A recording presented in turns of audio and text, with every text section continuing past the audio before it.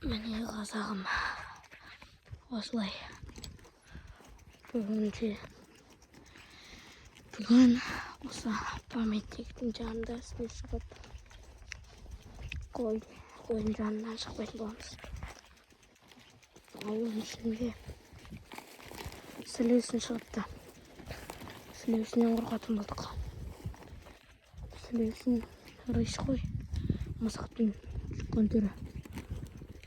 Ол сілеусінді 5-6 күн бұрын көріпті. 5-6 күн бұрын мына таудың артында тау бар, соның артында тау бар. Сол таудың артында болған ғой. Сол тау дегенде осы тау, соның артында тағы бір тау бар. Сол тау, осы таудың артындағы таудың артында сілеусінді көрген.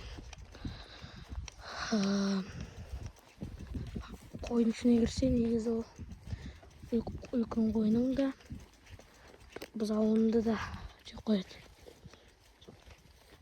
Қойдың ішіне кірсе, қойдың бәрін қырып шығады. Сондықтан осы памятниктің жанында жүрмес. Қазақ деген негізі өзінің малын қорғап, қазақ деген атын қорғап, қой бағып, жылқы мініп, көкпар бәйге салып жүрді ғой. Бірақ біз әзірше бәйге атым жоқ. Бәйге тай осы жылы қыста аламыз, құдай қаласа. Әзірше осылай великпен қой бағуға тура келеді.